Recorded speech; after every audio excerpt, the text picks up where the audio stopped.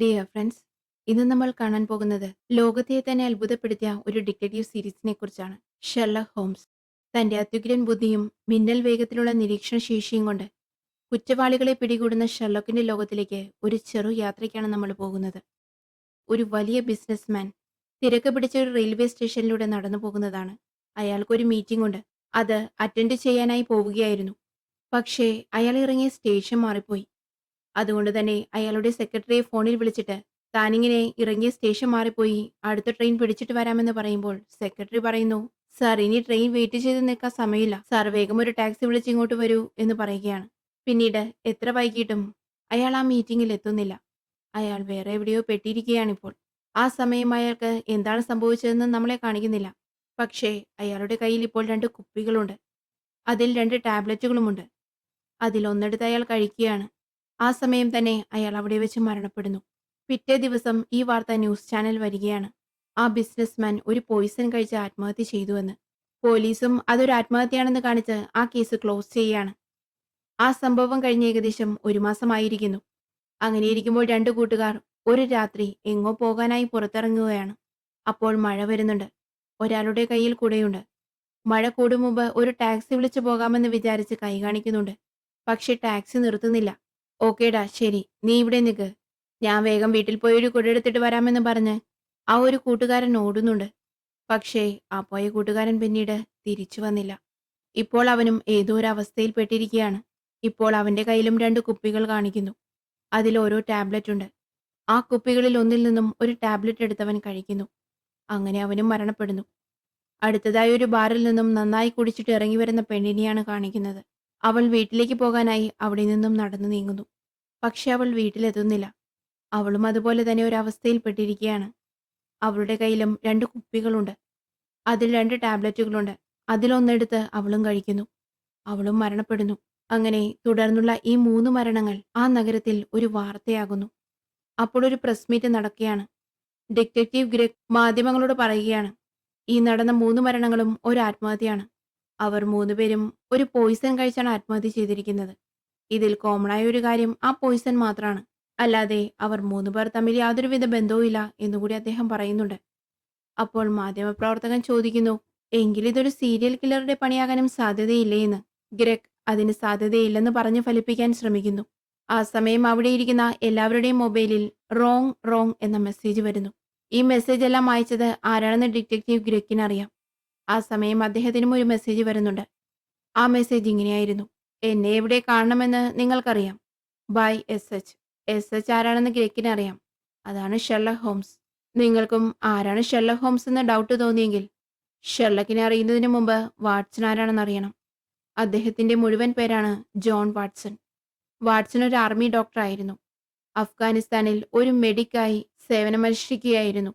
അവിടെ നടന്നൊരു വെടിവയ്പിൽ അദ്ദേഹത്തിന്റെ ഫ്രണ്ട്സ് എല്ലാം കൊല്ലപ്പെട്ടു പോകുന്നു. അതിൽ വാട്സന്റെ കാലിന് പരിക്ക് പറ്റിയിരുന്നു. അതുകൊണ്ട് ശരിയായി നടക്കാൻ പറ്റുമായിരുന്നില്ല. അങ്ങനെ വാട്സൺ ആർമിയിൽ നിന്ന് റിട്ടയർഡ് ആകുന്നു. എന്നിരുന്നാലും ആ ഓർമ്മകൾ അദ്ദേഹത്തെ അലട്ടിക്കൊണ്ടിരിക്കുകയായിരുന്നു. ആ പ്രശ്നമുള്ളതുകൊണ്ട് തന്നെ അദ്ദേഹം ഒരു തെറാപ്പിസ്റ്റിനെ പോയി കാണുന്നുണ്ട്. ആ തെറാപ്പിസ്റ്റ് സജസ്റ്റ് ചെയ്യുന്നത് എന്താണെന്ന് വെച്ചാൽ, മിസ്റ്റർ വാട്സൺ, നിങ്ങൾ പഴയകാല ഓർമ്മകളിൽ ജീവിക്കാതെ ഇപ്പോൾ നിങ്ങളുടെ ലൈഫിൽ നടക്കുന്നതിനെക്കുറിച്ചോ അല്ലെങ്കിൽ നടന്ന കാര്യങ്ങളെക്കുറിച്ചോ എല്ലാം ഒരു വ്ലോഗ് പോലെ ചെയ്യൂ. അത് ഡെയിലി ഇന്റർനെറ്റിൽ പോസ്റ്റ് ചെയ്യൂ. എൻഗേജ് ആയിരിക്കൂ. അങ്ങനെ നിങ്ങൾ കുറച്ച് റിലാക്സ് ആയേക്കാം എന്ന് അവർ പറയുന്നു. വാട്സനും അത് കേട്ടപ്പോൾ ശരിയാണെന്ന് തോന്നി. ശരിയെന്ന് പറഞ്ഞ് അദ്ദേഹം അവിടെ നിന്ന് പോവുകയാണ്. അങ്ങനെ വാട്സൺ ഒരു പാർക്കിലൂടെ നടന്നു പോകുമ്പോൾ പുറകിൽ നിന്നൊരു വിളി വരുന്നു. ഹേയ് വാട്സൺ, എത്ര നാളായി കണ്ടിട്ട്, സുഖമാണോടാ നിനക്ക് എന്നൊരാൾ ചോദിക്കുന്നു. വാട്സന് പെട്ടെന്ന് ആളെ മനസ്സിലായില്ല. ഇത് ഞാനാടാ, നിന്റെ ഫ്രണ്ട് മൈക്ക്. അപ്പോൾ പെട്ടെന്ന് അദ്ദേഹത്തിന് ആളെ പിടികിട്ടുന്നു. അങ്ങനെ അവർ കുറച്ചു നേരം അവിടെ ഇരുന്ന് സംസാരിക്കുകയാണ്. വേറെ എന്തുണ്ട് വിശേഷം, നീ ഇപ്പൊ എന്ത് ചെയ്യാണ്, നീ ഇപ്പൊ എവിടെ പോവുകയാണെന്നെല്ലാം മൈക്ക് ചോദിക്കുന്നുണ്ട്. ഞാൻ സുഖമായിരിക്കുന്നു മൈക്ക്, എനിക്കിപ്പോൾ താമസിക്കാൻ ഒരു സ്ഥലം വേണം, അത് അന്വേഷിച്ച് നടക്കുകയായിരുന്നു എന്ന് വാട്സൺ പറയുന്നു. അതെന്തു പറ്റി, നീ ഇപ്പോൾ താമസിക്കുന്ന വീടിന് എന്തു പറ്റിയെന്ന് മൈക്ക് ചോദിക്കുന്നു. അത് ഞാനും വേറൊരുത്തനും കൂടി റെന്റെല്ലാം ഷെയർ ചെയ്ത് ഇപ്പോഴത്തെ വീട്ടിൽ താമസിച്ചിരുന്നത്. പക്ഷെ അവൻ പെട്ടെന്ന് റൂം ഒഴിഞ്ഞ് ഇംഗ്ലണ്ട് വിട്ട് തന്നെ പോകാൻ നിൽക്കാണ്. എനിക്ക് ഒറ്റയ്ക്ക് ആ വീടിന്റെ റെന്റ് കൊടുക്കാൻ കഴിയില്ല. കാരണം പെൻഷൻ പണം എല്ലാം വളരെ കുറവായിട്ടാണ് വരുന്നത്. അതുകൊണ്ട് തന്നെ ഞാനും ആ വീട് വിട്ട് വേറെ ഏതെങ്കിലും വീട്ടിൽ ഇതുപോലെ ഷെയർ ചെയ്ത് താമസിക്കാൻ അവസരം നോക്കി നടക്കാണ്. പക്ഷേ എന്റെ കൂടെയൊക്കെ ആര് റൂംമേറ്റ് ആകാനാണ് എന്ന് വാട്സൺ ചിന്തിച്ചുകൊണ്ട് പറയുന്നു. അപ്പോൾ മൈക്കും ചിരിച്ചുകൊണ്ട് പറയുന്നു, നിനക്കെന്തായാലും ഭാഗ്യമുണ്ട്. നീ പറഞ്ഞ അതേ വാചകം ഞാൻ കുറച്ചു മുമ്പ് എന്റെ ഒരു സുഹൃത്തിൽ നിന്നും കേട്ടതേയുള്ളൂ. അവനും നിന്നെപ്പോലെ തന്നെ ഇപ്പോൾ താമസിച്ചുകൊണ്ടിരിക്കുന്ന റൂമിന് തനിച്ച് വാടക കൊടുക്കാൻ കഴിയുന്നില്ല. അതുകൊണ്ട് തന്നെ അവനും ഒരു റൂംമേറ്റിനെ അന്വേഷിച്ചുകൊണ്ടിരിക്കുകയാണ്. നീ അവന്റെ കൂടെ പോയി താമസിച്ചോ എന്ന് മൈക്ക് പറയുന്നു. അങ്ങനെയാണോ? ആരാ നിന്റെ ആ ഫ്രണ്ട് എന്ന് വാട്സൺ ചോദിക്കുന്നു. അവന്റെ പേരാണ് ഷെർലക് ഹോംസ്. നീ എന്റെ കൂടെ വാ, നിന്റെ നേരെ അവന്റെ അടുത്ത് കൂട്ടിക്കൊണ്ടു പോകാമെന്ന് പറഞ്ഞ് മൈക്ക് വാട്സനെ കൂട്ടിക്കൊണ്ടു പോവാണ്. ഷെർലക് അപ്പോൾ ഒരു ഹോസ്പിറ്റലിന്റെ ലാബിൽ എന്തൊരു റിസർച്ച് ചെയ്യുകയായിരുന്നു. അപ്പോഴാണ് മൈക്കും വാട്സനും അങ്ങോട്ട് വരുന്നത്. മൈക്കിനെ കണ്ടതും ഷെർലക്, നിന്റെ മൊബൈൽ ഒന്ന് തരുമോ, എനിക്കൊരു ടെക്സ്റ്റ് ചെയ്യാൻ വേണ്ടിയാണ് എന്ന് പറഞ്ഞ് മൊബൈൽ ചോദിക്കുന്നു. മൈക്ക് മൊബൈൽ എടുക്കാൻ വേണ്ടി പോക്കറ്റിൽ കൈയിട്ടപ്പോഴാണ് മനസ്സിലാവുന്നത് മൊബൈൽ കോട്ടിന്റെ പോക്കറ്റിൽ വെച്ച് മറന്നു എന്ന്. അത് സാരില്ല, എന്റെ ഉപയോഗിച്ചോളൂ എന്ന് പറഞ്ഞ് വാട്സൺ അദ്ദേഹത്തിന്റെ മൊബൈൽ എടുത്ത് ഷെർലോക്കിന് കൊടുക്കുന്നു. ആ മൊബൈൽ വാങ്ങുമ്പോഴാണ് ഷെർലക് വാട്സനെയും മൊബൈലിനെയും 3 സെക്കൻഡ് നോക്കുന്നത്. എന്നിട്ട് ചോദിക്കുന്നു, അഫ്ഗാനിസ്ഥാനാണോ ഇറാഖാണോ എന്ന്. പക്ഷേ വാട്സണൊന്നും മനസ്സിലായില്ല. അല്ല, നിങ്ങളുടെ കാലിന് പരിക്ക് പറ്റിയത് അഫ്ഗാനിസ്ഥാനിൽ നിന്നാണോ ഇറാഖിൽ നിന്നാണോ എന്നാണ് ഞാൻ ചോദിച്ചത് എന്ന് ഷെർലക് പറയുന്നു. ഇപ്പോൾ വാട്സൺ ചിന്തിക്കുന്നു, ശരി, കാലിന് പരിക്ക് പറ്റിയതൊക്കെ അത് കണ്ടാൽ അറിയാം. പക്ഷേ അത് അഫ്ഗാനിസ്ഥാനിലാണോ ഇറാഖിലാണോ എന്ന് എങ്ങനെ മനസ്സിലാക്കിയെന്ന് ചിന്തിക്കുന്നു. എന്നിട്ട് വാട്സൺ പറയുന്നു, അതെ, ഇത് അഫ്ഗാനിസ്ഥാനിൽ വെച്ച് പറ്റിയതാണെന്ന്. ഓക്കെ, ഞാനിടയ്ക്ക് വയലിൻ വായിക്കും. കാരണം വയലിൻ വായിച്ചാലേ എൻ്റെ ചിന്തകൾ ഷാർപ്പാവുകയുള്ളൂ. എൻ്റെ കൂടെ റൂമിൽ താമസിക്കുമ്പോൾ നിനക്കത് ശല്യമാവില്ലല്ലോ അല്ലേ എന്ന് ഷെർലക് ചോദിക്കുന്നു. ഇത് കേട്ടതും വാട്സൺ വീണ്ടും ഞെട്ടുന്നു. ഞാനിവിടെ വന്നത് റൂമിന്റെ കാര്യം പറയാനാണെന്ന് നിനക്കെങ്ങനെ മനസ്സിലായി? ഞാനൊന്നും പറഞ്ഞില്ലല്ലോ എന്ന്. അത് വെറും സിമ്പിൾ അല്ലേ. മൈക്ക് രാവിലെ ഇവിടെ വന്നിരുന്നു. അപ്പോൾ ഞാൻ റൂംമേറ്റിനെ അന്വേഷിക്കുന്ന കാര്യം അവനോട് പറഞ്ഞിരുന്നു. ഇപ്പോൾ വീണ്ടും അയാൾ ഇവിടെ നിങ്ങളെ കൂട്ടി വന്നിരിക്കുന്നുവെങ്കിൽ അത് റൂമിന്റെ കാര്യത്തിൽ തന്നെയായിരിക്കുമെന്ന് ഞാൻ ചിന്തിച്ചു. അപ്പോൾ അത്രയുള്ളൂ, വേറെ പ്രശ്നമൊന്നുമില്ല. നാളെ നേരെ വീട്ടിലേക്ക് പോരേന്നും പറഞ്ഞ് അവിടുന്ന് പോകാൻ തുടങ്ങുന്നു. ഹലോ ഹലോ ബോവലേ, എനിക്ക് നിന്നെക്കുറിച്ച് ഒന്നും അറിയില്ല. നിന്റെ പേര് പോലും എന്നോട് പറഞ്ഞില്ല. അഡ്രസ്സ് എന്നോട് പറഞ്ഞില്ല. പിന്നെ എങ്ങനെ പുതിയ വീട്ടിൽ വരുന്നത് എന്ന് വാട്സൺ ചോദിക്കുന്നു. അപ്പോൾ ഷെർലക് മറുപടി പറയുന്നു, എനിക്ക് നിന്നെക്കുറിച്ച് നന്നായി അറിയാം. നീ ഒരു ആർമി ഓഫീസറാണ്. നീ ഒരു ഡോക്ടറാണ്. അഫ്ഗാനിസ്ഥാനിൽ ഡ്യൂട്ടി ചെയ്തിട്ടുണ്ട്. അതുകൂടാതെ നിനക്കൊരു ബ്രദറുണ്ട്. അവൻ ഭയങ്കര കുടിയനാണ്. അതുകൊണ്ട് തന്നെ അവനും അവന്റെ ഭാര്യയും തമ്മിൽ പ്രശ്നമുണ്ടായി. അവർ വേർപിരിഞ്ഞു. അഫ്ഗാനിസ്ഥാനിൽ വെച്ച് നിനക്ക് കാലിന് പരുക്ക് പറ്റിയിട്ടുണ്ട്. അത് നിന്നെ മാനസികമായി അലട്ടുന്നുമുണ്ട്. അതുകൊണ്ട് തന്നെ നിനക്കൊരു തെറാപ്പിസ്റ്റും ഉണ്ട്. ഇതെല്ലാം കേട്ടതും വാട്സൺ സ്റ്റണ്ണായി നിൽക്കാണ്. ശരിക്കും ആരടാ നീ എന്ന് വാട്സൺ ചോദിക്കുന്നു. എന്റെ പേര് Sherlock Holmes. Address 221B Baker Street, London എന്ന് പറഞ്ഞ് സ്റ്റൈലായി അവിടെ നിന്നും ഇറങ്ങി പോവുകയാണ്. സമയം രാത്രിയാവുന്നു. ഏതോ ഒരു വീട്ടിൽ ഒരു പിങ്ക് കളർ ഡ്രസ്സ് ധരിച്ച പെണ്ണ് ഒരു ബോട്ടിൽ എടുക്കുന്നു. അതിലും 2 ടാബ്ലറ്റ് ഉണ്ട്. ടാബ്ലറ്റിൽ ഒന്നെടുത്ത് അവള് കഴിക്കുന്നു. അതുപോലെ തന്നെ 4-മത്തെ ആളും മരണപ്പെട്ടിരിക്കുന്നു. പിറ്റേ ദിവസം രാവിലെ വാട്സൺ ഷെർലക്കിന്റെ അഡ്രസ്സിലേക്ക് പോവുകയാണ്. അവിടെ വെച്ച് വാട്സൺ ഷെർലക്കിനോട് ചോദിക്കുന്നുണ്ട്, ഇതൊരു പോഷ് ഏരിയയാണല്ലോ, അതുകൊണ്ട് തന്നെ റെന്റ് എക്സ്പെൻസീവ് ആവില്ലേ എന്ന്. ശരിയാണ് വാട്സൺ, പോഷ് ഏരിയ ആയതുകൊണ്ട് അതുപോലെ തന്നെ എക്സ്പെൻസീവുമാണ്.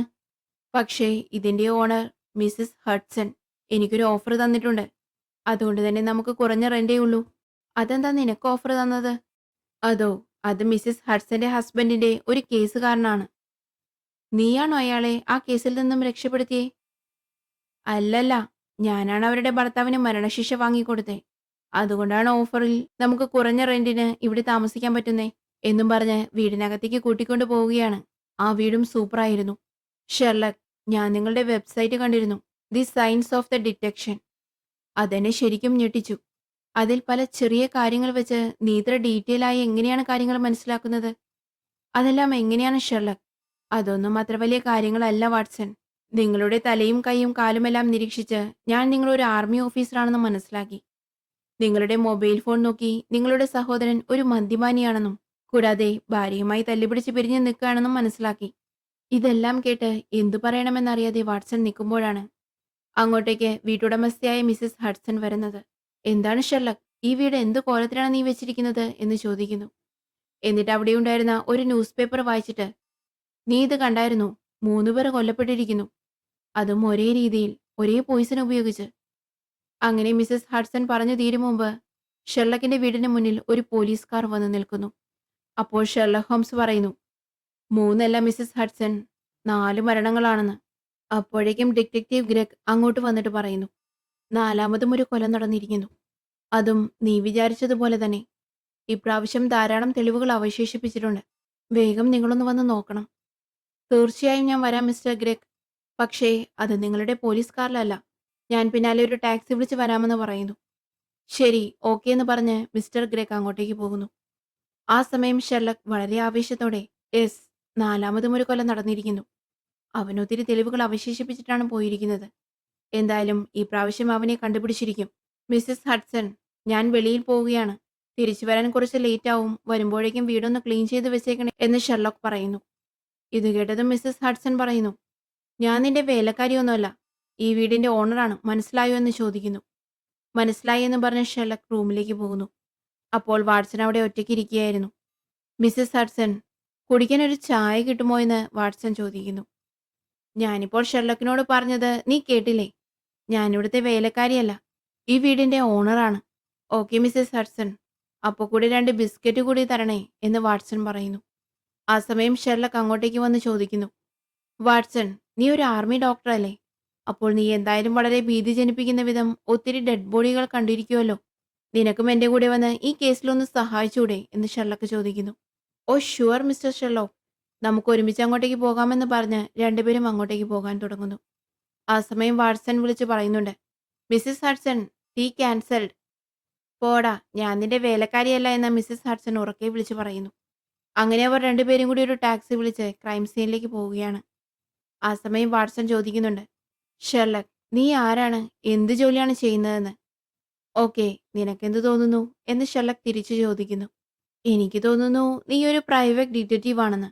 പക്ഷേ പോലീസ് നേരിട്ട് വന്ന പ്രൈവറ്റ് ഡിറ്റക്റ്റീവിന്റെ അടുത്ത് ഹെൽപ്പ് ഒന്നും ചോദിക്കില്ലല്ലോ എന്ന് വാട്സൺ പറയുന്നു. ഞാനൊരു പ്രൈവറ്റ് ഡിറ്റക്റ്റീവ് അല്ല, ഞാനൊരു കൺസൾട്ടിംഗ് ഡിറ്റക്റ്റീവ് ആണ്. ഈ ലോകത്തിൽ ഈ പണി ചെയ്യുന്ന ഒരേ ഒരാൾ ഞാനാണ്. കാരണം ഈ പണി കണ്ടുപിടിച്ചത് ഞാൻ തന്നെയാണ്. പോലീസിന് എന്തെങ്കിലും പ്രോബ്ലം വരുമ്പോൾ അവർ എന്നെ കൺസൾട്ട് ചെയ്യും എന്ന് ഷെർലക് പറയുന്നു. അതാണ് എനിക്കും വിശ്വസിക്കാൻ പറ്റാത്തത്. ഓഹോ, നിന്നെ ആദ്യം കണ്ടപ്പോൾ നീ അഫ്ഗാനിസ്ഥാനിൽ നിന്നാണോ ഇറാഖിൽ നിന്നാണോ എന്ന് ചോദിച്ചപ്പോൾ നീ ആശ്ചര്യത്തോടെ നോക്കി നിന്നില്ലേ എന്ന് ചോദിക്കുന്നുണ്ട്. അത് ശരിയാണ്, അന്ന് ഞാൻ ഞെട്ടിപ്പോയി. നീ അത് പറഞ്ഞപ്പോൾ അതെനിക്കിപ്പോഴും മനസ്സിലായില്ല. നീ എങ്ങനെയാണത് കണ്ടുപിടിച്ചത് എന്ന് വാട്സൺ ചോദിക്കുന്നു. അപ്പോൾ ഷെർലക് വിശദമായി പറഞ്ഞു കൊടുക്കുന്നു. അന്ന് നിന്നെ ഫസ്റ്റ് ടൈം കണ്ടപ്പോൾ ഞാൻ നിന്റെ ഹെയർ കട്ട് ആദ്യം ശ്രദ്ധിച്ചു. അതൊരു മിലിറ്ററി കട്ടായിരുന്നു. അപ്പോൾ നീ ആർമിയിലാവാൻ ചാൻസ് ഉണ്ട് എന്നാണ് അതിനർത്ഥം. പിന്നെ അന്ന് ഹോസ്റ്റലിൽ ലാബിലുണ്ടായ സാധനങ്ങളെല്ലാം കണ്ടിട്ട് നിന്റെ കണ്ണിൽ പ്രത്യേകിച്ചൊരു ആശ്ചര്യവും ഞാൻ കണ്ടില്ല. അതിനർത്ഥം ആ സാധനങ്ങളെല്ലാം നേരത്തെ നിനക്ക് പരിചിതമുള്ളതാണ് എന്നതാണ്. അപ്പോൾ നീ ഒരു ഡോക്ടറാവാൻ ചാൻസ് ഉണ്ട്. അതുകൊണ്ടാണ് നീ ഒരു ആർമി ഡോക്ടറാണെന്ന് ഞാൻ പറഞ്ഞത്. പിന്നെ കാലിന് പരിക്ക് പറ്റിയ കാര്യം. നിന്റെ കയ്യിലേക്ക് ഞാൻ നോക്കുമ്പോഴാണ് നിന്റെ രോമങ്ങളെല്ലാം വെളുത്തിരിക്കുന്നു. കയ്യിൽ വാച്ച് കെട്ടിയ ഭാഗം മാത്രം നോർമൽ കളറിൽ ഇരിക്കുന്നു. അതിനർത്ഥം നീ കൂടുതലായി വെയിലുള്ള എവിടെയോ ആണ് ഡ്യൂട്ടി ചെയ്തിരുന്നത്. അതുകൊണ്ടാണ് ഇറാഖോ അതോ അഫ്ഗാനിസ്ഥാനോ എന്ന് സ്പെസിഫിക് ആയി ചോദിക്കാൻ കാരണം. നമ്മുടെ കുറെ സോൾജേഴ്സ് അവിടെയുണ്ട് എന്ന് ഷെർലക് പറയുന്നു. ഓക്കെ, അപ്പോൾ എൻ്റെ സഹോദരൻ്റെ കാര്യവും അവൻ മദ്യപിക്കുമെന്ന കാര്യവുമെല്ലാം നീ എങ്ങനെയാണ് മനസ്സിലാക്കിയത് എന്ന് വാട്സൺ ചോദിക്കുന്നു. ഓ അതോ, അന്ന് മെസ്സേജ് ചെയ്യാൻ നിന്റെ മൊബൈൽ ഞാൻ നിന്റെ കയ്യിൽ നിന്ന് വാങ്ങിയപ്പോൾ എനിക്ക് മനസ്സിലായി അതൊരു വില കൂടിയ മൊബൈലാണെന്ന്. അപ്പോൾ അത് തീർച്ചയായും നിന്റേതാവാൻ ചാൻസ് ഇല്ല. കാരണം അത്രയും വില കൂടിയ മൊബൈൽ നീ പണം കൊടുത്ത് വാങ്ങുന്നുണ്ടെങ്കിൽ തീർച്ചയായും നീ റൂം ഷെയർ ചെയ്യാൻ ആളെ അന്വേഷിച്ച് നടക്കേണ്ട ആവശ്യമില്ല. അതുകൊണ്ട് തന്നെ ആ മൊബൈൽ നിന്റെ ആവാൻ ചാൻസ് ഇല്ല. പിന്നെ അത് ആരെങ്കിലും ഗിഫ്റ്റ് തന്നതാവാൻ സാധ്യതയുണ്ട്. പക്ഷേ അങ്ങനെയാണെങ്കിൽ നീ മൊബൈൽ ഫോൺ തീർച്ചയായും വളരെ സൂക്ഷിച്ചേ ഉപയോഗിക്കുകയുള്ളൂ. പക്ഷേ നോക്ക്, നിന്റെ മൊബൈലിൽ ഒത്തിരി സ്ക്രാച്ച് ആയിട്ടുണ്ട്. പോക്കറ്റിൽ കീയും മൊബൈലും ഒരുമിച്ചിട്ട് ഒത്തിരി സ്ക്രാച്ച് ആയിട്ടുണ്ട്. ഗിഫ്റ്റായി കിട്ടിയ ഒരു പുതിയ മൊബൈൽ നീ എന്തായാലും അങ്ങനെ അശ്രദ്ധമായി ഉപയോഗിക്കാൻ ഒരു ചാൻസും ഇല്ല. അതിനർത്ഥം ഇതൊരു പഴയ മൊബൈലാണ്. മുമ്പ് ആരോ ഉപയോഗിച്ചതാണ്. എന്നിട്ട് നിനക്ക് തന്നിരിക്കുന്നു. കൂടാതെ മൊബൈലിന്റെ ബാക്കിൽ ഹാരി വാട്സൺ ഫ്രം ക്ലാര എന്ന് എഴുതിയിരിക്കുന്നു. അപ്പോ ഹാരി വാട്സൺ നിന്റെ സഹോദരനായിരിക്കണം. ഒരുപക്ഷേ നിന്റെ അച്ഛനായിരിക്കാനും സാധ്യതയുണ്ട്. പക്ഷേ ഈ മൊബൈൽ ഒരു യങ്സ്റ്റേഴ്സ് യൂസ് ചെയ്യുന്ന ഒരു മൊബൈലാണ്. അപ്പോൾ തീർച്ചയായും അത് അച്ഛനാവാൻ ചാൻസ് ഇല്ല. അപ്പോൾ നിന്റെ ബ്രദർ ഹാരിയാണ് നിനക്ക് മൊബൈൽ തന്നത് എന്ന് ഷെർലക് പറയുന്നു. ഓക്കെ, പക്ഷേ എങ്ങനെയാണ് എന്റെ സഹോദരൻ മദ്യപാനിയാണെന്നും അവന് ഭാര്യയുമായി പിണക്കത്തിലാണെന്നും മനസ്സിലാക്കിയതെന്ന് വാട്സൺ ചോദിക്കുന്നു. ഓ അതോ, ആ മൊബൈലിന്റെ ബാക്കിൽ ഹാരി വാട്സൺ ഫ്രം ക്ലാര എന്ന് എഴുതിയിരുന്നു. അതിനർത്ഥം ക്ലാര എന്നൊരു പെണ്ണ് ഹാരി വാട്സന് കൊടുത്തതാണ് മൊബൈൽ. ക്ലാര ഒരിക്കലും അവന്റെ ലവറായിരിക്കാൻ ചാൻസ് ഇല്ല. കാരണം ലവേഴ്സ് ഇത്ര വില കൂടിയ മൊബൈൽ ഗിഫ്റ്റ് ചെയ്യാൻ ചാൻസ് കുറവാണ്. അപ്പോൾ തീർച്ചയായും അത് അവന്റെ വൈഫ് തന്നെ ആയിരിക്കാനാണ് കൂടുതൽ സാധ്യത. പിന്നെ നിന്റെ അനിയൻ ഒരു മദ്യപാനിയാണെന്ന് ഞാൻ മനസ്സിലാക്കിയത് മൊബൈൽ കണ്ടിട്ട് തന്നെയാണ്. ആ മൊബൈലിന്റെ ചാർജ് ചെയ്യുന്ന പോർട്ടലിനടുത്തായി ഒത്തിരി സ്ക്രാച്ച് വീണിട്ടുണ്ട്. അതിനർത്ഥം ചാർജർ കേബിൾ പോലും ആ പോർട്ടിൽ കറക്റ്റായി കുത്താൻ സാധിക്കാത്ത പരുവത്തിലുള്ള ഒരാളാണ് അത് യൂസ് ചെയ്തിരുന്നത് എന്നാണ് അതിനർത്ഥം. എന്ന് വെച്ചാൽ ചാർജർ കറക്റ്റായി മൊബൈലിൽ കണക്ട് ചെയ്യാൻ പാകത്തിനുള്ള ബോധം പോലും അവന് പലപ്പോഴും ഉണ്ടായിട്ടില്ല. അതുകൊണ്ട് തന്നെ അവൻ അമിതമായി ബന്ധിപ്പിച്ചിരിക്കാൻ സാധ്യതയുണ്ട് എന്നാണ് ഞാൻ മനസ്സിലാക്കിയത്. ആ പ്രശ്നങ്ങളെല്ലാം ഉള്ളതുകൊണ്ടായിരിക്കണം ഭാര്യയുമായി അകന്നതും അവളുടെ ഓർമ്മയായ മൊബൈൽ തന്റെ ബ്രദറായ വാട്സന് ഉപയോഗിക്കാൻ കൊടുത്തതുമെല്ലാം എന്ന് ഞാൻ അനുമാനിച്ചു. അപ്പോഴേക്കും അവർ ക്രൈം സീനിൽ എത്തിയിരുന്നു. രണ്ടുപേരും അങ്ങോട്ടേക്ക് നടന്നു പോകുന്ന വഴി വാട്സനോട് ചോദിക്കുന്നു, എന്താ വാട്സൺ, ഞാൻ പറഞ്ഞതെല്ലാം ശരിയാണോ? ഏറെക്കുറെ ശരിയാണ്. പക്ഷേ ഹാരി എന്നുള്ളത് എന്റെ സഹോദരനല്ല, സിസ്റ്ററാണ്. ഓ ഷേ, അത് ഞാൻ എങ്ങനെ മിസ് ചെയ്തു എന്നും പറഞ്ഞ ഷെർലക് ചിന്തിച്ച് നടന്നു പോവുകയാണ്. അങ്ങനെ അവർ ക്രൈം സീനിൽ എത്തിയിരിക്കുന്നു. നാലാമതായി മരണപ്പെട്ട ആ സ്ത്രീയുടെ മൃതദേഹത്തിന്റെ അടുത്തേക്കാണ് അവർ ഇപ്പോൾ ചെല്ലുന്നത്. ഫുൾ പിങ്ക് കളർ ഡ്രസ്സ് ധരിച്ച ഒരു സ്ത്രീ കമിഴ്ന്നു കിടക്കാണ്. മരണസമയം ആ സ്ത്രീ തന്റെ നഖം കൊണ്ട് അവിടെ തറയിൽ എന്തോ എഴുതാൻ ശ്രമിച്ചിട്ടുണ്ട്. റെയ്ച്ചെ എന്നോ മറ്റോ ആണ് എഴുതിയിരിക്കുന്നത്. അവിടെ ഒരു ഫോറൻസിക് ഓഫീസറുണ്ട്. അദ്ദേഹത്തിന്റെ പേരാണ് ആൻഡേഴ്സൺ. അയാൾ ഷെർലക്കിനോട് പറയുന്നു, ഈ സ്ത്രീ മരണസമയത്ത് കൈകൊണ്ട് എഴുതിയിരിക്കുന്നത് റെയ്ച്ചെ എന്നാണ്. അതൊരു ജർമ്മൻ വേർഡാണ്. അതിനർത്ഥം റിവഞ്ച് എന്നാണ്. കൂടാതെ ആ പെണ്ണിന്റെ പക്കൽ നിന്നും ലഭിച്ച ക്രെഡിറ്റ് കാർഡിലെ വിവരങ്ങൾ ശേഖരിച്ചപ്പോൾ ആ സ്ത്രീ ഒരു ജർമ്മൻ കാര്യത്തിയാണെന്നും അവളുടെ പേര് ജെനീഫർ എന്ന് ഞങ്ങൾ കണ്ടെത്തിയെന്നും ആൻഡേഴ്സൺ പറയുന്നു. അത് കേട്ടതും ഷെർലക് ഇത്രയും വിവരങ്ങൾ തന്നതിന് നന്ദിയെന്ന് പറഞ്ഞ് ആ ഡോർ ക്ലോസ് ചെയ്ത് കളയുന്നു. കാരണം ഈ ആൻഡേഴ്സണും ഷെർലക്കും തമ്മിൽ കാര്യങ്ങൾ പണ്ട് മുതൽക്കേ ഒത്തുപോകാറില്ല. അതുകൊണ്ടാണ് ഡോർ ക്ലോസ് ചെയ്ത് കളഞ്ഞത്. അതിനുശേഷം ഷെർലക് ആ ഡെഡ് ബോഡിയെ ശരിക്കും നിരീക്ഷിക്കുകയാണ്. കൂടെ വന്ന ഡോക്ടർ വാട്സൺ ആ ഡെഡ് ബോഡി ചെക്ക് ചെയ്ത് പല കാര്യങ്ങളും പറയുന്നുണ്ട്. അപ്പോൾ ഷെർലക് ഡിറ്റക്റ്റീവ് ഗ്രെക്കിനെ ഫോൺ ചെയ്ത് പറയുന്നു, ഈ ജെനീഫർ എന്ന പെണ്ണ് കോർട്ടിഫ് എന്ന സ്ഥലത്ത് നിന്നാണ് വന്നിരിക്കുന്നത്. അല്ലാതെ ഇവൾ ജർമ്മൻകാരിയൊന്നുമല്ല. അപ്പോൾ വാട്സൺ ചോദിക്കുന്നു, എന്ത്, കോർട്ടിഫോ? അതെങ്ങനെ മനസ്സിലായി? അപ്പോൾ ഷെർലക്ക് പറയുന്നു, അവൾ മഴ നനഞ്ഞാണ് വന്നിരിക്കുന്നത്. കാരണം അവളുടെ ദേഹത്തും ഡ്രസ്സിലും എല്ലാം വെള്ളമുണ്ട്. പക്ഷേ അവരുടെ കയ്യിലൊരു കുടയുണ്ട്. ആ കുട ഡ്രൈ ആയിട്ടാണ് ഇരിക്കുന്നത്. അതിനർത്ഥം എന്താണ്? നല്ല ശക്തമായ മഴയത്ത് അവൾ കുട നിവർത്താതെ ഓടി വന്നിരിക്കണം.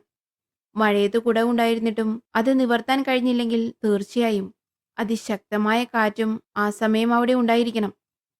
ഷെർലക് തൊട്ടടുത്ത പ്രദേശങ്ങളിൽ ശക്തമായ കാറ്റും മഴയും ഒരേ സമയം ഉണ്ടായോ എന്ന് മൊബൈലിലെ വെതർ റിപ്പോർട്ടിൽ സെർച്ച് ചെയ്യുന്നു.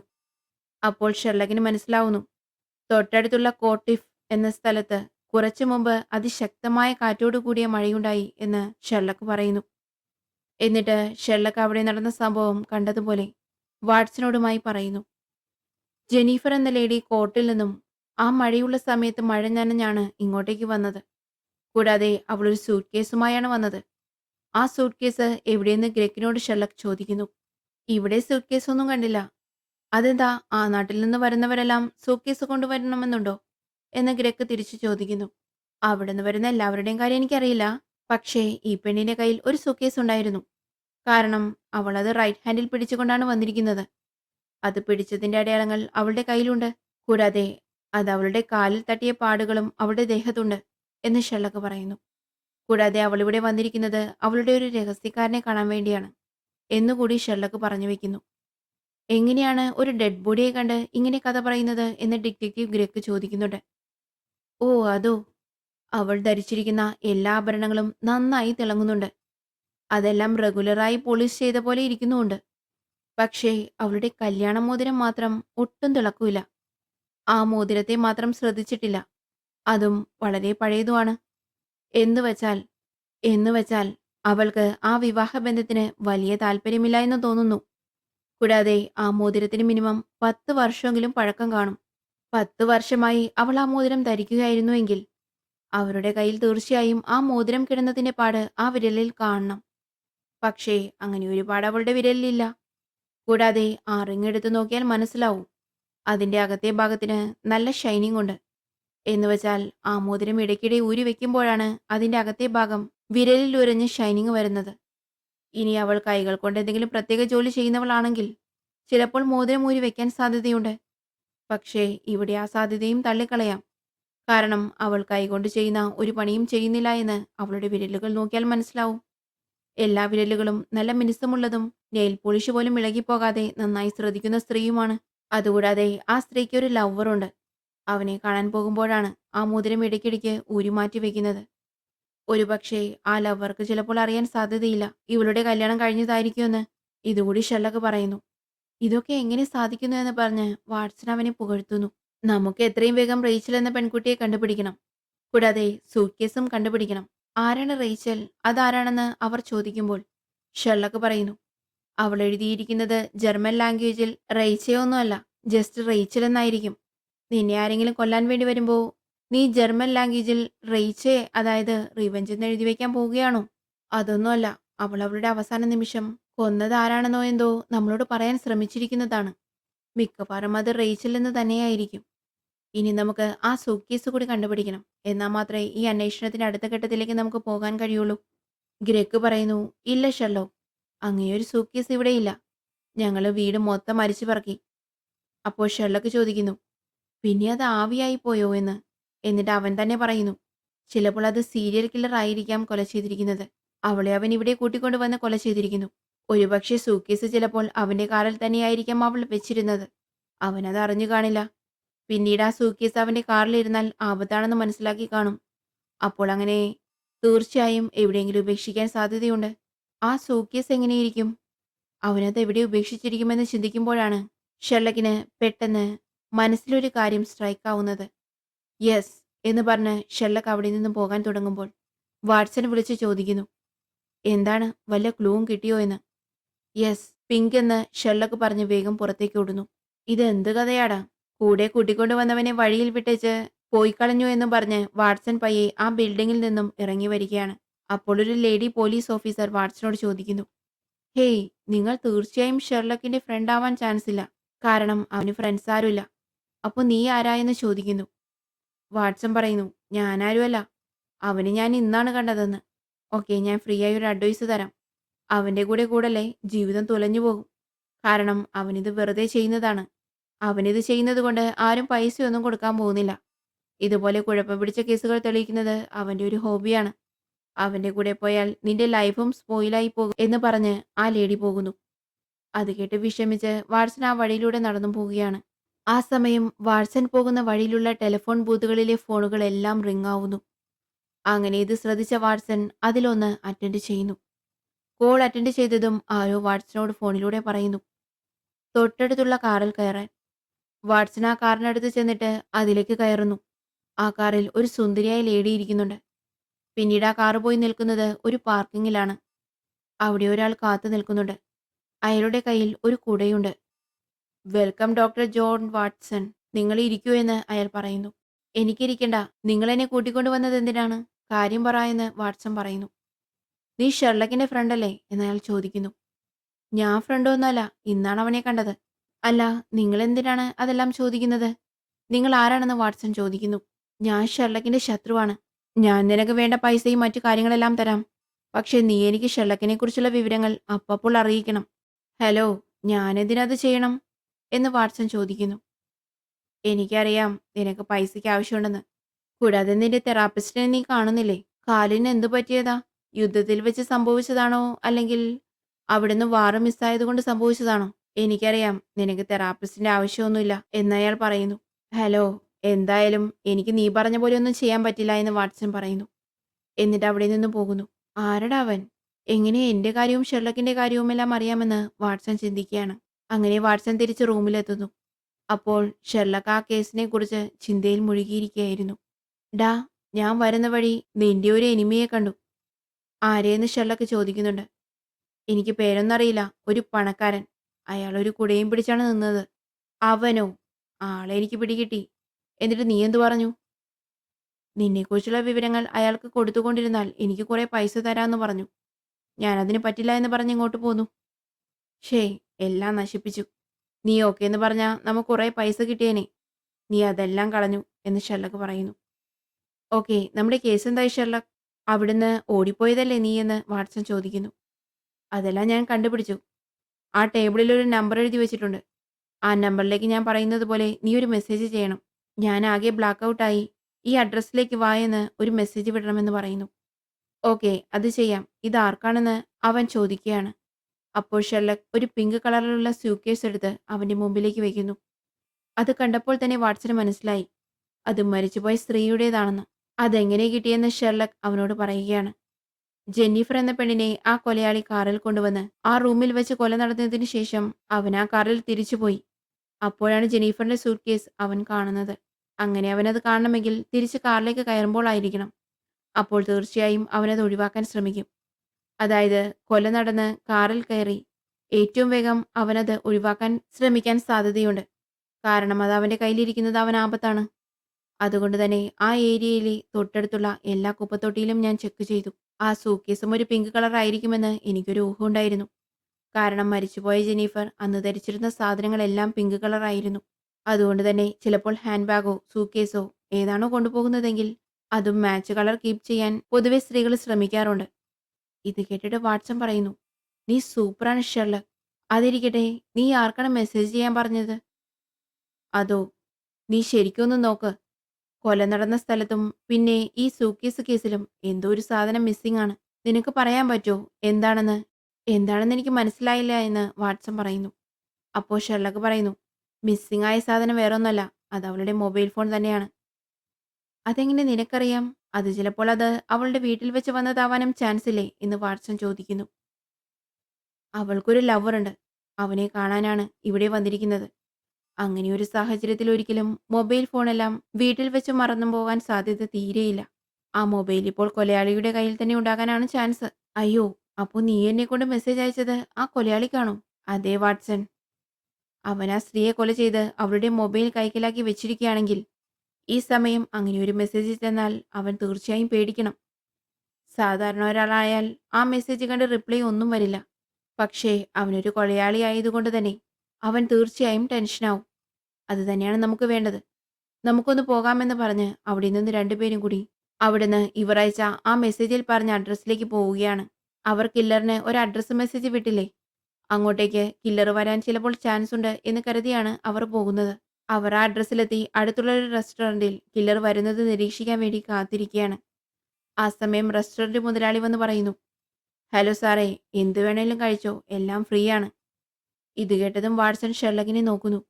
എന്താ സംഭവം എന്നറിയാതെ. അപ്പോൾ പറയുന്നു, വേറൊന്നല്ല, ഇയാളെ ഞാനൊരു കേസിൽ നിന്ന് രക്ഷപ്പെടുത്തിയിട്ടുണ്ട്. അതിന്റെ സ്നേഹസൂചകമായിട്ടാണ് അങ്ങനെ പറഞ്ഞത്. അവർ കൊലയാളി വരുമോ ഇല്ലയോ എന്നറിയാതെ കാത്തിരിക്കുകയാണ്. അപ്പോൾ ഒരു ടാക്സി അവിടെ നിൽക്കുന്നു. അതിൽ ആരോ ഉണ്ട്. പക്ഷേ ആരും ഇറങ്ങുന്നില്ല. ഇത് കണ്ട് അങ്ങോട്ടേക്ക് ഓടിച്ചെല്ലാൻ തുടങ്ങവേ ആ ടാക്സി അവിടെ നിന്ന് സ്റ്റാർട്ട് ചെയ്ത് പോയി കളയുന്നു.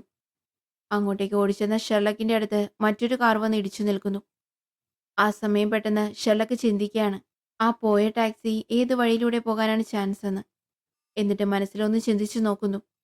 ഇങ്ങനെ സ്ട്രെയിറ്റ് ആയി ലെഫ്റ്റ് എടുത്താൽ അവിടെ പണി നടക്കാണ്. അവിടെ ബ്ലോക്കാണ്. അതുകൊണ്ട് ആ വഴി പോകാൻ പറ്റില്ല. പിന്നെ അവിടുന്ന് സ്ട്രെയിറ്റ് ആയി വൺ വേ പോയാൽ ഇങ്ങനെ പോകാൻ പറ്റുമെന്ന് മനസ്സിൽ ഒരു മാപ്പ് വരയ്ക്കുകയാണ് ഷെർലക്ക്. എന്നിട്ട് ആ മനസ്സിൽ കണ്ട സ്ഥലത്തേക്ക് ഷോർട്ട് കട്ടായി എത്താൻ വേണ്ടി കെട്ടിടത്തിന് മുകളിലൂടെയെല്ലാം കയറി ചാടി ഒരുവിധം ആ കാറിനെ തടഞ്ഞു നിർത്തി പരിശോധിക്കുകയാണ്. അപ്പോഴാണ് മനസ്സിലാവുന്നത്, എയർപോർട്ടിൽ നിന്ന് വന്ന ഒരു പാസഞ്ചറാണ് കാറിൽ കറങ്ങിക്കൊണ്ടിരിക്കുന്നത്. അവൻ വഴിയറിയാതെ ചുറ്റിത്തിരിഞ്ഞതാണ്. കാരണം അവന്റെ സൂട്ട്കേസിൽ എയർപോർട്ടിന്റെ ടാഗ് ഉണ്ട്. ഇത് മനസ്സിലാക്കിയ ഉടൻ തന്നെ അവരോട് പറയുന്നു, ഒന്നും പേടിക്കേണ്ട, ഞങ്ങൾ പോലീസാണ്. എന്തേലും പ്രശ്നമുണ്ടെങ്കിൽ ഞങ്ങളോട് പറഞ്ഞാൽ മതിയെന്നും പറഞ്ഞ് നൈസായി അവിടെ നിന്ന് മുങ്ങുന്നു. പക്ഷെ പാസഞ്ചർ നേരെ പോയി യഥാർത്ഥ പോലീസിന്റെ അടുത്ത് ഇങ്ങനെ രണ്ടുപേർ വന്ന് ഞങ്ങളെ തടഞ്ഞു നിർത്തി എന്നെല്ലാം പറയുന്നുണ്ട്. അപ്പോഴേക്കും അവിടെ നിന്നും വാട്സനും ഷെർലോക്കും ഓടി രക്ഷപ്പെട്ടിരുന്നു. അങ്ങനെ അവർ വീട്ടിലെത്തി. അപ്പോൾ ഷെർലക്ക് പറയുന്നു, നിനക്കായി ഒരു ഗിഫ്റ്റ് വെളിയിൽ വെയിറ്റ് ചെയ്യുന്നുണ്ട്. അപ്പോൾ ആരോ ഡോറിൽ തട്ടി വിളിക്കുന്നു. അത് വേറെ ആരും ആയിരുന്നില്ല. ആ റെസ്റ്റോറന്റിന്റെ ഓണറായിരുന്നു. വാട്സൺ ധൃതിയിൽ മറന്നുവെച്ച് പോയ വാക്കിംഗ് സ്റ്റിക്ക് തരാൻ വേണ്ടി വന്നതാണ്. അത് അവിടെ എത്തിച്ചു തരാൻ ഷെർലക്കാണ് അയാൾക്ക് മെസ്സേജ് ചെയ്തിരുന്നത്. അപ്പോൾ കൈക്കും കാലിനും ഒരു കുഴപ്പവും ഇല്ലാതെ വാട്സൺ ഇത്രയും നേരം ഷെർലക്കിന്റെ കൂടെ ഓടിയാണ് വീട്ടിലേക്ക് വന്നത്. അപ്പോൾ വാട്സന് യാതൊരു കുഴപ്പവും ഇല്ലെന്ന് ഷെർലക്ക് മനസ്സിലാക്കിയിരിക്കുന്നു. ഇത് മനസ്സിലാക്കിയ രണ്ടുപേരും പരസ്പരം നോക്കി ചിരിക്കുന്നു. അപ്പോഴാണ് മിസസ് ഹഡ്സൺ അങ്ങോട്ടേക്ക് വന്ന് പറയുന്നത്, "എന്താ ഷെർലക്, റൂമിൽ മൊത്തം പോലീസാണല്ലോ. എന്താ കാര്യമെന്ന്?" അത് കേട്ട് അവർ റൂമിലേക്ക് ചെന്ന് നോക്കിയപ്പോൾ അവിടെ ഡിറ്റക്റ്റീവ് ഗ്രെക്കും ആൻഡേഴ്സണും മറ്റു പോലീസുകാരും ഫുള്ളും ഉണ്ട്. അവർ വീട് മൊത്തം അരിച്ചു പറക്കുകയാണ്. അപ്പോൾ ഗ്രെക്ക് പറയുന്നു, "എന്താ ഷെർലക്, ആ പെണ്ണിന്റെ സൂട്ട്കേസ് കണ്ടുപിടിച്ചിട്ട് ഞങ്ങളോട് കൂടി പറഞ്ഞില്ലല്ലോ എന്ന്." അപ്പോൾ ഷെർലക്ക് പറയുന്നു, "നീ പോലീസിന്റെ വേല എന്റെ അടുത്ത് കാണിക്കരുത്. എന്റെ വീട്ടിൽ അനുവാദമില്ലാതെ ഡോർ തകർത്ത് കയറാനൊന്നും പറ്റില്ല. അപ്പോൾ നിനക്ക് അനുവാദമില്ലാതെ എവിഡൻസ് എല്ലാം വീട്ടിൽ സൂക്ഷിക്കാം. ഞങ്ങൾ വീട് തകർത്ത് വന്നിട്ടില്ല. ഞങ്ങളിവിടെ വേറെ ഡ്രഗ് എന്തെങ്കിലും ഉണ്ടോ എന്ന് സെർച്ച് ചെയ്യാണ്." അപ്പോൾ ആ ലേഡി ഓഫീസർ പറയുന്നു, "എന്താണിത്? ഇവിടെ ഒരു മനുഷ്യന്റെ കണ്ണുണ്ടല്ലോ എന്ന്." "ആ അതെ, അത് ഞാൻ സയൻസ് ലാബിൽ നിന്ന് വാങ്ങിയതാണെന്ന് ഷെർലക്ക് പറയുന്നു." "അതെന്തിനാണ് മൈക്രോവേവ് ഓവനിൽ വെച്ചിരിക്കുന്നതെന്ന്?" അവൾ ചോദിക്കുന്നു. "അതൊക്കെയുണ്ട്. അതെല്ലാം എന്റെ റിസർച്ച് എക്സ്പെരിമെന്റിന്റെ ഭാഗമാണെന്നും അതെല്ലാം അവിടെ വെക്കാനും ഷെർലക്ക് പറയുന്നു. അപ്പോൾ ഡിറ്റക്റ്റീവ് ഗ്രെക്ക് പറയുന്നു, "ഞാനാണ് നിന്നെ ഈ കേസിലേക്ക് കൊണ്ടുവന്നത്. അപ്പോൾ കാര്യങ്ങളെല്ലാം ഞങ്ങളോട് പറഞ്ഞിരിക്കണം. ആ മരിച്ചുപോയ ജെന്നിഫർ ജർമ്മൻ ലാംഗ്വേജിൽ റിവെഞ്ച് എന്നല്ല എഴുതിയിരിക്കുന്നത്. അവളുടെ മകളുടെ പേരായ റേച്ചൽ എന്നാണ് എഴുതിയിരിക്കുന്നത്. എങ്കിൽ ആ മകളെ ഒന്ന് കൊണ്ടുവരുമോ? എനിക്ക് അവളോട് കുറച്ച് സംസാരിക്കണമെന്ന് ഷെർലക്ക് പറയുന്നു. അപ്പോൾ ഡിറ്റക്റ്റീവ് ഗ്രെക്ക് പറയുന്നു, "അത് നടക്കില്ല. കാരണം അവൾ 14 വർഷം മുമ്പ് മരിച്ചുപോയിരിക്കുന്നു." 14 വർഷം മുമ്പ് മരിച്ചുപോയ മകളുടെ പേരെന്തിനാണ് അവൾ മരിക്കും മുമ്പ് എഴുതി വെക്കുന്നത്? ഇനി മകള് മരിച്ചുപോയതിന്റെ വിഷമത്തിൽ അവൾ വിഷം കഴിച്ച് ആത്മഹത്യ ചെയ്തതാണോ എന്ന് വാട്സൺ ചോദിക്കുന്നു. അപ്പോൾ ഷെർലക്ക് പറയുന്നു, "വാട്സൺ, അവളുടെ മകൾ 14 വർഷം മുമ്പ് മരിച്ചത്. അതോർത്ത് ഇപ്പോൾ അവൾ ആത്മഹത്യ ചെയ്യേണ്ട കാര്യമില്ല. കൂടാതെ അവൾക്ക് സീക്രട്ട് ലവർ വരെയുണ്ട്. അങ്ങനെയുള്ള ഒരു സ്ത്രീ വിഷം കഴിച്ച് ആത്മഹത്യ ചെയ്യേണ്ട കാര്യമില്ല. പിന്നെ വേറെ എന്തിനാണ് അവൾ അങ്ങനെ എഴുതിയതെന്ന് ചിന്തിച്ചുകൊണ്ട് തല പുകഞ്ഞ് അങ്ങോട്ടും ഇങ്ങോട്ടും നടക്കാണ്." അപ്പോഴാണ് മിസ്സിസ് ഹഡ്സൺ അങ്ങോട്ടേക്ക് വന്ന് പറയുന്നത്, "ഷെർലക്, ടാക്സി വിളിച്ചിരുന്നോ? താഴെ ഒരു ടാക്സിക്കാരൻ വന്ന് നിൽക്കുന്നുണ്ട്." "ഇല്ല മിസ്സിസ് ഹഡ്സൺ, ഞാൻ ടാക്സിയൊന്നും പറഞ്ഞിട്ടില്ല." "നിങ്ങളാരും ഒച്ച വയ്ക്കല്ലേ, ഞാനൊന്ന് ചിന്തിക്കട്ടെ" എന്ന് പറഞ്ഞ് ഷെർലക്ക് ദേഷ്യപ്പെടുന്നു. "യെസ്, റേച്ചൽ, അതാണ്. യെസ്, അവളൊരു വലിയ ക്ലൂ ആണ് നമുക്ക് തന്നിരിക്കുന്നത്. അവൾ മനഃപൂർവ്വമാണ് അവളുടെ സൂട്ട്കേസും മൊബൈലും ആ കാറിൽ തന്നെ വിട്ടേച്ചും പോയത്. കാരണം അവൾ മരിക്കാൻ പോവുകയാണെന്ന് അവൾക്കറിയായിരുന്നു. നമ്മൾ ആ കൊലയാളിയിലേക്ക് എത്താൻ വേണ്ടിയാണ് അവൾ അങ്ങനെ ചെയ്തത്" എന്ന് ഷെർലക്ക് പറയുന്നു. "വാട്സൺ, ആ സൂട്ട്കേസിന്റെ ടാഗിൽ ഒരു മെയിൽ ഐഡി ഉണ്ട്. വേഗം അത് പറ" എന്ന് ഷെർലക്ക് ആവശ്യപ്പെടുന്നു. "അതൊരു മീ ഫോൺ ടൈപ്പ് മെയിൽ ഐഡിയാണ്. ഫൈൻഡ് മൈ ഫോൺ എന്നൊരു ഫെസിലിറ്റി പോലെ നഷ്ടപ്പെട്ട മൊബൈൽ ട്രാക്ക് ചെയ്യാൻ പറ്റുന്ന ഒരു സൈറ്റാണ്. അതിൽ ആ മൊബൈൽ രജിസ്റ്റർ ചെയ്തിരിക്കുന്ന മെയിൽ ഐഡിയും പാസ്വേഡും കൊടുത്താൽ ഇപ്പോൾ ആ മൊബൈൽ എവിടെയാണെന്നുള്ള ലൊക്കേഷൻ എല്ലാം അതിൽ കാട്ടിത്തരും." ആ സൂട്ട്കേസ് ടാഗിൽ കണ്ട ഇമെയിൽ ഐഡിയും പാസ്വേഡിന്റെ സ്ഥലത്ത് റേച്ചൽ എന്നും ഷെർലക്ക് എൻ്റർ ചെയ്യുന്നു. ഇതാണ് അവൾ എഴുതാൻ ശ്രമിച്ചത്. അത് ടൈപ്പ് ചെയ്തപ്പോൾ അത് ലോഗിനായി. ആ മൊബൈൽ ലൊക്കേഷൻ കാണിച്ചു തരുന്നു. അപ്പോഴേക്കും മിസസ് ഹഡ്സൺ വന്ന് പറയുന്നു, "താഴെ ആ വെയിറ്റ് ചെയ്യുന്ന ടാക്സി ഡ്രൈവർ അവിടെ കിടന്ന് ഒച്ചവയ്ക്കുന്നുണ്ട്. ഒന്ന് നോക്കൂ ഷെർലക്ക്" എന്ന് അവർ പറയുന്നു. "ഞാനൊരു പ്രധാനപ്പെട്ട പണിയിലാണ്. ഞാൻ ഒരു ടാക്സി ഓർഡർ ചെയ്തിട്ടില്ല" എന്ന് പറഞ്ഞ് ഷെർലക്ക് ഒച്ചവയ്ക്കുന്നു. അപ്പോഴാണ് കാണാതായ ജെന്നിഫറിന്റെ ആ മൊബൈൽ ലൊക്കേഷൻ ഇവരുടെ തെരുവിലെ ഷെർലക്കിന്റെ വീട്ടഡ്രസ്സിൽ തന്നെ വന്ന് നിൽക്കുന്നത് മാപ്പിൽ ശ്രദ്ധിക്കുന്നത്. "എന്ത്? നമ്മുടെ വീട്ടിൽ തന്നെ ആ ഫോൺ ഉണ്ടെന്നോ? എന്താണ് സംഭവിക്കുന്നതെന്ന് ഒരു പിടിയുമില്ലാതെ ഷെർലക്ക് ചിന്തിച്ചുകൊണ്ടിരിക്കുമ്പോഴാണ് ഒരു കാര്യം മനസ്സിലാവുന്നത്. യെസ്, ആ ടാക്സി. നമ്മൾ വിളിക്കാതെ ടാക്സി വന്ന് വെയിറ്റ് ചെയ്യുകയാണ്. കൂടാതെ നടന്ന എല്ലാ കൊലപാതകത്തിലും ടാക്സി ഇൻവോൾവ് ആയിട്ടുണ്ട്. ആദ്യം നടന്ന ബിസിനസ്സുകാരന്റെ കൊലപാതകവും അയാളും അവസാനം ടാക്സി പിടിച്ചാണ് പോയത്. രണ്ടാമത് നടന്ന കൊലപാതകത്തിലും ടാക്സി കയറിയാണ് ആ പയ്യനും പോയിരിക്കുന്നത്. മൂന്നാമത്തെ കൊലപാതകത്തിലും കുടിച്ചു ബോധമില്ലാതെ ആ പെണ്ണൊരു ടാക്സി വിളിച്ചാണ് പോയിരിക്കുന്നത്. ഇപ്പോൾ നടന്ന ജെന്നിഫറിന്റെ കൊലപാതകത്തിലും അവൾ ടാക്സി വിളിച്ചാണ് ഈ നാട്ടിലേക്ക് വന്നിരിക്കുന്നത്." അങ്ങനെ ചിന്തിക്കുമ്പോഴാണ് ഷെർലക്കിന് ഒരു മെസ്സേജ് വരുന്നത്. "Come with me." അത് താഴെ നിൽക്കുന്ന ടാക്സി ഡ്രൈവറാണ് അയച്ചിരിക്കുന്നത്. അത് കണ്ടതും ഷെർലക്ക് താഴേക്ക് പോകുന്നു. അപ്പോൾ വാട്സൺ ചോദിക്കുന്നുണ്ട്, "നീ എവിടെ പോവുകയാണെന്ന്?" "എനിക്ക് ഇവിടെ നിന്നിട്ട് ചിന്തിക്കാൻ കഴിയുന്നില്ല. ഞാൻ പോവുകയാണെന്ന് പറഞ്ഞ് താഴേക്ക് ഇറങ്ങുന്നു." എന്നിട്ട് ആ ടാക്സിക്കാരനോട് പറയുന്നുണ്ട്, "ഹേയ്, നീയാണല്ലേ ഞങ്ങൾ അന്വേഷിച്ചു കൊണ്ടിരുന്ന ആ സീരിയൽ കില്ലർ? നിന്നെ ഏകദേശം പിടിക്കാൻ കയ്യിൽ കിട്ടിയതാണ്. കില്ലറെ ഞാൻ അന്വേഷിച്ചുകൊണ്ടാണ് ആ റെസ്റ്റോറന്റ് അവിടെ വെച്ച് നിന്റെ അടുത്ത് വന്നത്. പക്ഷെ ഞാൻ കരുതി ഈ ടാക്സിയിലുണ്ടായിരുന്ന പാസഞ്ചറാണ് കില്ലറെന്ന്. അതാണന്ന് നീ രക്ഷപ്പെട്ടത്. നീ പറഞ്ഞത് ശരിയാണ് ഷെർലക്. ഞാൻ തന്നെയാണ് കില്ലർ. ഞാനൊരു ടാക്സി ഡ്രൈവർ ആയതുകൊണ്ട് എന്നെ അങ്ങനെ ആരും സംശയിക്കില്ല. ഞങ്ങൾക്ക് എവിടെ വേണമെങ്കിലും പോകാം, വരാം എന്ന് ടാക്സി ഡ്രൈവർ പറയുന്നു. അതൊക്കെ ശരി, നീ എന്തിനാണ് ഈ 4 പേരെ കൊന്നത് എന്ന് ഷെർലക് ചോദിക്കുന്നു. എന്താ സാർ, ഞാൻ ആരെയും കൊന്നിട്ടില്ല. ഞാൻ വെറുതെ സംസാരിച്ചിട്ടുള്ളൂ. എന്നോട് സംസാരിച്ചതും അവർ ആത്മഹത്യ ചെയ്തു. എനിക്കറിയാം മുകളിൽ പോലീസുകാരുണ്ടെന്ന്. നീ ഇപ്പോൾ അവരെ വിളിച്ച് എന്നെ അറസ്റ്റ് ചെയ്താൽ ഒരുപക്ഷെ ഞാൻ മരിച്ചുപോയ 4 പേരോടും അവർ മരിക്കുന്നതിന് തൊട്ടുമുമ്പ് എന്താണ് സംസാരിച്ചതെന്ന് നിനക്കറിയാൻ കഴിയാതെ പോകും. അതുകൊണ്ട് മര്യാദയ്ക്ക് നീ എൻ്റെ കൂടെ കാറിൽ കയറി വാ. ഞാൻ നിന്നോട് പറയാം ആ രഹസ്യം. അതിനുശേഷം നീയും ചിലപ്പോൾ ആത്മഹത്യ ചെയ്തേക്കും എന്ന് അയാൾ പറയുന്നു. ഇത് കേട്ടതും ഷെർലക്കിന് വളരെ ഇൻട്രസ്റ്റിംഗ് ആയി തോന്നി. അതുകൊണ്ട് ഷെർലക്ക് ഉടനെ അയാളുടെ കാറിൽ കയറി അയാളുടെ കൂടെ പോകുന്നു. ഇത് മുകളിൽ നിന്നും വാട്സൺ കാണുന്നുണ്ടായിരുന്നു. ഉടൻ തന്നെ വാട്സൺ ഡിറ്റക്റ്റീവ് ഗ്രെക്കിനെ വിളിച്ചു പറയുന്നു ഷെർലക്ക് ആ ടാക്സിയിൽ കയറിപ്പോയെന്ന്. ഉടൻ തന്നെ ടീമിനോട് പറയുന്നു, നമ്മളിവിടെ നിന്ന് ടൈം വേസ്റ്റ് ചെയ്തിട്ട് കാര്യമില്ല, നമുക്ക് പോകാമെന്ന് പറഞ്ഞ് അവരും പുറകെ പോകുന്നു. അങ്ങനെ ഷെർലക്ക് കാറിൽ പോയിക്കൊണ്ടിരിക്കുകയാണ്. ആ കാറിൽ ഒരു ഫോട്ടോയുണ്ട്. അതും ബാക്കിയുള്ള കാര്യങ്ങളെല്ലാം സസൂക്ഷ്മം നിരീക്ഷിക്കുകയാണ്. ഷെർലക്ക് ആ ഡ്രൈവറോട് ചോദിക്കുന്നു, നിന്നെ ആരോ പിരികേറ്റി വിട്ടിരിക്കുകയാണ്. അവൻ പറഞ്ഞിട്ടാണ് നീ ഇതെല്ലാം ചെയ്യുന്നത്. ആരാണ് അവൻ? അപ്പോൾ ഡ്രൈവർ പറയുന്നു, അത് നിങ്ങളുടെ വലിയൊരു ഫാനാണ്. പക്ഷേ അതാരാണെന്നും മറ്റ് ഡീറ്റെയിൽസ് ഒന്നും ആ കില്ലർ പറയുന്നില്ല.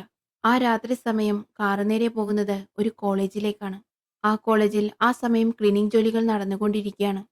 അതുകൊണ്ട് തന്നെ കോളേജ് ഓപ്പണായി കിടക്കുമായിരുന്നു. അവർ നൈസായി ആ കോളേജിനകത്തേക്ക് കയറുകയാണ്. വാ മിസ്റ്റർ ഹോംസ്, ഇവിടെ ഇരിക്കുകയെന്ന് പറഞ്ഞ് അവിടെ ഒരു ടേബിളിനരികിൽ ഇരുത്തുന്നു. നീ എന്തിനാ എന്നെ ഇവിടേക്ക് കൂട്ടിക്കൊണ്ടുവന്നതെന്ന് ഷെർലക്ക് ചോദിക്കുന്നു. ഓ അതോ, നീ ഇവിടെ വെച്ച് ചാവാൻ പോവുകയാണ് എന്ന് പറഞ്ഞ് ചെറിയ 2 ബോട്ടിലുകൾ എടുത്ത് പുറത്തു വയ്ക്കുന്നു. അതിലോരോ ടാബ്ലറ്റും ഉണ്ട്. നീ ഭയങ്കര ബുദ്ധിശാലിയാണെന്നാണ് നിന്റെ ഫാൻ എന്നോട് പറഞ്ഞത്. പിന്നെ ഞാൻ നിന്റെ വെബ്സൈറ്റും കണ്ടിരുന്നു. അതും ഗംഭീരാണ്. ആരാണ് നീ പറയുന്ന ഈ എന്റെ ഫാൻ എന്ന് ഷെർലക്ക് ചോദിക്കുന്നു. സോറി, അതെനിക്കിപ്പോൾ പറയാൻ പറ്റില്ല എന്ന് ആ കില്ലർ പറയുന്നു.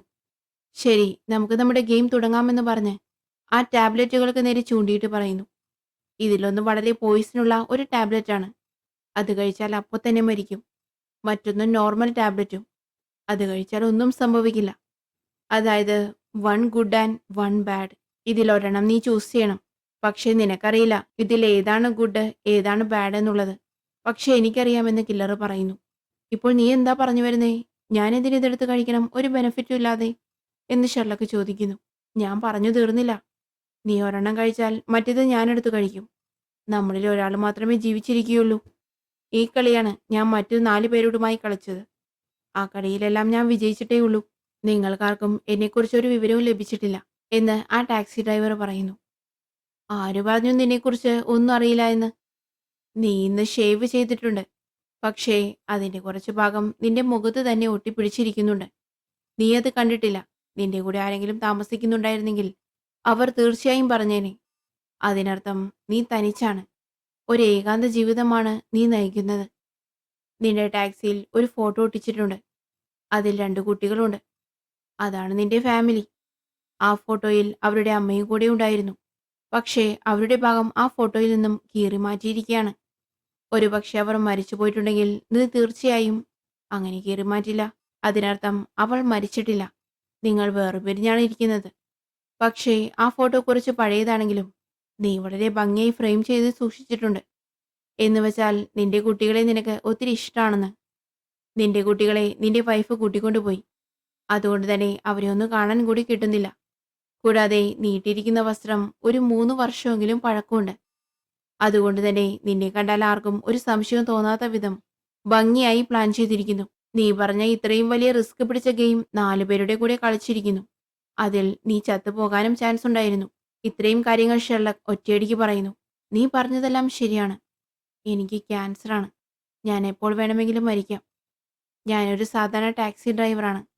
ഞാൻ ക്യാൻസർ വന്ന് മരിച്ചാൽ എൻ്റെ കുട്ടികൾക്ക് ഒരു പൈസയും കിട്ടില്ല. പക്ഷേ ഞാനൊരു സീരിയൽ കില്ലർ ആയിരുന്നാൽ എനിക്ക് ഒത്തിരി പണം ലഭിക്കും. കാരണം എനിക്കൊരു സ്പോൺസറെ കിട്ടിയിട്ടുണ്ട്. ഞാൻ എത്ര പേരെ കൊല്ലുന്നുവോ അത്രയും കൂടുതൽ പണം ഞാൻ മരിച്ചു പോയതിനു ശേഷം എൻ്റെ കുട്ടികളുടെ കയ്യിൽ വന്നു ചേരും. അതാണ് ഞാനും സ്പോൺസറും തമ്മിലുള്ള ഡീൽ. ആ സ്പോൺസർ ആരാണെന്ന് ഞാൻ പറയില്ല എന്ന് ടാക്സി ഡ്രൈവർ പറയുന്നു. ശരി, ഞാൻ ഈ കളിക്ക് തയ്യാറല്ലെങ്കിലോ എന്ന് ഷെർലക്ക് ചോദിക്കുന്നു. അപ്പോൾ ടാക്സി ഡ്രൈവർ നീ തയ്യാറാവും എന്ന് പറഞ്ഞ് ഒരു ഗണ്ണെടുത്ത് ഷെർലക്കിന് നേരെ നീട്ടുന്നു. പക്ഷേ ആ ഗണ്ണ് കണ്ട ഒരു ഭാവവ്യത്യാസവും ഷെർലക്കിനുണ്ടാവുന്നില്ല. ഉടനെ ആ ടാക്സി ഡ്രൈവർ ഷൂട്ട് ചെയ്യുന്നു. പക്ഷെ അതിൽ നിന്നും ബുള്ളറ്റ് ഒന്നും വരുന്നില്ല. പകരം ഒരു സിഗരറ്റ് ലൈറ്റർ പോലെ തീ മാത്രമാണ് വരുന്നത്. മിസ്റ്റർ, ഏതാണ് ഒറിജിനൽ ഏതാണ് ഡ്യൂപ്ലിക്കേറ്റ് എന്ന് എനിക്കറിയാനുള്ള ബുദ്ധിയുണ്ടെന്ന് പറഞ്ഞ് ഷെർലക്ക് അവിടെ നിന്ന് പോകാൻ തുടങ്ങുമ്പോൾ ടാക്സി ഡ്രൈവർ പറയുന്നു, എന്തെങ്കിലും ഒരു ടാബ്ലറ്റ് ചൂസ് ചെയ്തിട്ടെങ്കിലും പോ. ആരാണ് ജയിക്കുന്നത് ആരാണ് തോൽക്കുന്നത് എന്നെങ്കിലും അറിയാലോ എന്ന്. ഇത് കേട്ട് ഇൻട്രസ്റ്റ് തോന്നി ഷെർലക്ക് ആ 2 ടാബ്ലറ്റിൽ നിന്നും ഒന്ന് ചൂസ് ചെയ്യുന്നു. അപ്പോൾ ബാക്കി വന്ന ടാബ്ലറ്റ് ഡ്രൈവറും എടുത്ത് കയ്യിൽ വെക്കുന്നു. ടാക്സി ഡ്രൈവർ പറയുന്നു, നീ വലിയ ബുദ്ധിശാലിയല്ലേ? നീ ബുദ്ധി യൂസ് ചെയ്ത് കണ്ടുപിടിച്ച ടാബ്ലറ്റ് കഴിക്ക്. ബാക്കിയുള്ളത് ഞാനും കഴിക്കാം. ആര് ജയിക്കുമെന്ന് നോക്കാലോ എന്ന് പറഞ്ഞ് അയാൾ ഷെർലക്കിനെ ബ്രെയിൻ വാഷ് ചെയ്യുന്നു. അയാൾ അങ്ങനെ പറഞ്ഞ് അവസാനം ഷെർലക്ക് ആ ടാബ്ലറ്റ് വായിലേക്ക് വെക്കാൻ പോകുമ്പോൾ പെട്ടെന്ന് ഒരു ബുള്ളറ്റ് വന്ന് ടാക്സി ഡ്രൈവറുടെ മേൽ പതിക്കുന്നു. ആരോ അയാളെ പുറത്തു നിന്നും വെടിവെച്ചിരിക്കുന്നു. ഷെർലക്ക് പെട്ടെന്ന് പുറത്തേക്ക് നോക്കുമ്പോൾ അവിടെ ആരെയും കാണുന്നില്ല. ഷെർലക്ക് ആ വെടികൊണ്ട് കിടക്കുന്ന കില്ലറോട് ചോദിക്കുന്നുണ്ട്, ഞാൻ സെലക്ട് ചെയ്ത ടാബ്ലറ്റ് കറക്റ്റ് ആയിരുന്നോ? എന്റെ ഫാനാണെന്ന് പറഞ്ഞ നിന്റെ സ്പോൺസർ ആരാണ് എന്ന് ചോദിക്കുമ്പോൾ അയാൾ ഒന്നും പറയുന്നില്ല. അവസാനം ഷെർലക്ക് അയാളുടെ മുറിവിൽ ചവിട്ടി വീണ്ടും ചോദിക്കുന്നുണ്ട്. വേദന കൊണ്ട് പൊളഞ്ഞ അവസാനം അയാൾ ഒരു പേര് പറയുന്നു, മൊറിയാർട്ടി എന്ന് പറഞ്ഞ് അയാൾ എന്നേക്കുമായി കണ്ണുകൾ അടയ്ക്കുന്നു. മരിച്ചു പോയിരിക്കുന്നു അയാൾ. അപ്പോഴേക്കും അങ്ങോട്ടേക്ക് പോലീസും ആംബുലൻസും എല്ലാം എത്തുന്നു. ആംബുലൻസിലെ മെഡിക്കൽ ടീമെല്ലാം വന്ന് നോക്കുന്നുണ്ട്. അവർ ഷെർലക്കിനെ ഒരു പുതപ്പൊക്കെ കൊണ്ട് പുതപ്പിച്ചിരുത്തിയിരിക്കുകയാണ്. എന്തിനാണ് എന്നെ പുതപ്പിച്ചിരുത്തിയിരിക്കുന്നത്? എനിക്ക് പനിയൊന്നുമില്ല എന്ന് ഷെർലക്ക് പറയുന്നു. അത് സാരില്ല ഷെർലോക്ക്, ഇത്രയും വലിയ ഇൻസിഡന്റ് നടന്നതല്ലേ, നീ ഷോക്കിലായിരിക്കും എന്ന് ഗ്രെഗ് പറയുന്നു. ഞാനോ ഷോക്കിലോ? ശരി, വെടിവെച്ചവനെ കിട്ടിയോ എന്ന് ഷെർലക്ക് ചോദിക്കുന്നു. ഇല്ല, വെടിവെച്ചവന്റെ ഒരു അഡ്രസ്സും ഇല്ല എന്ന് ഗ്രെഗ് പറയുന്നു. ഏയ് അത് സാരില്ല, ഞാനില്ലേ നമുക്ക് കണ്ടുപിടിക്കാമെന്ന് ഷെർലക്ക് പറയുന്നു. വെടിവെച്ചവൻ തോക്കുകൾ അനായാസം യൂസ് ചെയ്യാൻ അറിയുന്ന ഒരു പ്രൊഫഷണലാണ്. വളരെ ദൂരെ നിന്നും വളരെ കൃത്യതയോടെ കറക്റ്റായി നിറയൊഴിച്ചിരിക്കുന്നു. ചിലപ്പോൾ അവനൊരു ആർമിയിലോ ഫോഴ്സിലോ ഉള്ള പ്രൊഫഷണൽ ആകാമെന്നും പറഞ്ഞ് സൈഡിലേക്ക് നോക്കുമ്പോൾ അവിടെ ഡോക്ടർ വാട്സൺ നിൽക്കുന്നത് കാണുന്നു. അയ്യോ, അപ്പോൾ വാട്സണാണോ വെടിവെച്ചത് എന്നും മനസ്സിൽ ഷെർലക്ക് വിചാരിക്കുന്നു. കൂട്ടുകാരനെ നമ്മൾ തന്നെ എങ്ങനെ പോലീസിനെ കൊണ്ട് പിടിപ്പിക്കും എന്ന് വിചാരിച്ച് ഞാനിപ്പോൾ പറഞ്ഞതെല്ലാം മറന്നുകളാം മിസ്റ്റർ ഗ്രെഗ്. ഞാൻ അറിയാതെ എന്തോ പറഞ്ഞതാണ്. ചിലപ്പോൾ ഞാനിപ്പോഴും ഷോക്കിലായിരിക്കാം. ദേ കണ്ടോ, എനിക്ക് ബ്ലാങ്കറ്റൊക്കെ തന്നിട്ടുണ്ട്. അതുകൊണ്ടായിരിക്കുമെന്ന് പറഞ്ഞ് അവിടെ നിന്നും മുങ്ങുന്നു. നേരെ വാട്സന്റെ അടുത്ത് പോയിട്ട്, എടാ സൂപ്പർ ഷോട്ടായിരുന്നു, എന്നെ രക്ഷിക്കാനായിരുന്നോ എന്ന് ഷെർലക്ക് ചോദിക്കുന്നു. വേറെ വഴിയൊന്നും ഉണ്ടായിരുന്നില്ല. നീ ആ ഗുളിക കഴിക്കാൻ പോവുകയാണെന്ന് തോന്നിയത് കൊണ്ടാണ് ഞാൻ വെടിവെച്ചത്. ഏയ് ഞാൻ കഴിക്കില്ലായിരുന്നു. വെറുതെ കഴിക്കുന്നത് പോലെ ആക്ട് ചെയ്തതാണ്. പക്ഷെ നീ സമ്മതിച്ചില്ല. അതിനു മുമ്പ് നീ വെടിവെച്ചു. ഗെയിമിൽ ഞാൻ ചൂസ് ചെയ്ത ടാബ്ലറ്റ് കറക്റ്റ് ആണോ എന്നുകൂടി അറിയാൻ പറ്റിയില്ല. എന്തായാലും നീ ജീവനോടെ രക്ഷപ്പെട്ടല്ലോ എന്ന് പറഞ്ഞ് രണ്ടുപേരും ചിരിച്ചുകൊണ്ട് നടന്നു പോവുകയാണ്. അപ്പോഴാണ് അവരുടെ മുന്നിൽ ഒരാൾ അവിടെ നിൽക്കുന്നത്. അന്ന് വാട്സനെ കൂട്ടിക്കൊണ്ടുപോയി ഷെർലക്കിനെ സ്പൈ ചെയ്യണം, പൈസ തരാമെന്ന് പറഞ്ഞ് കുടയുമായി ഒരുത്തൻ വന്നില്ലേ, അവൻ തന്നെ. അവനെ കണ്ടതും ഷെർലക്ക് എന്തുണ്ട് മൈക്രോഫ്റ്റ്, എന്തുണ്ട് വിശേഷം എന്ന് ചോദിച്ച് നോർമലായി സംസാരിക്കുകയാണ്. അയാളുടെ പേരാണ് മൈക്രോഫ്റ്റ്. യഥാർത്ഥത്തിൽ ഷെർലക്കിന്റെ ചേട്ടനാണ് അയാൾ. ഓക്കെ ബൈ എന്ന് പറഞ്ഞ് അവിടുന്ന് പോകുമ്പോൾ വാട്സൺ ചോദിക്കുന്നു, ഞാൻ കരുതി അവൻ വലിയൊരു ക്രിമിനൽ മാസ്റ്റർ മൈൻഡ് എന്തോ ആണെന്ന്. അപ്പോൾ ഷെർലക്ക് പറയുന്നു, അവൻ ബ്രിട്ടീഷ് സീക്രട്ട് സർവീസിലാണ് ജോലി ചെയ്യുന്നത്. നീ പറഞ്ഞതുപോലെ വലിയ മാസ്റ്റർ മൈൻഡ് ഒന്നുമല്ല. ശരി, വേഗം വാ, അടുത്ത പണി നോക്കാമെന്ന് പറഞ്ഞ് അവർ വീട്ടിലേക്ക് പോവുകയാണ്. ഇതോടുകൂടി ഫസ്റ്റ് എപ്പിസോഡ് അവസാനിക്കുന്നു. ചാനൽ ഒന്ന് സബ്സ്ക്രൈബ് ചെയ്യാൻ മറക്കല്ലേ. ഷെർലോക്കിന്റെ അടുത്ത എപ്പിസോഡുമായി നമുക്ക് വീണ്ടും കാണാം. ബൈ.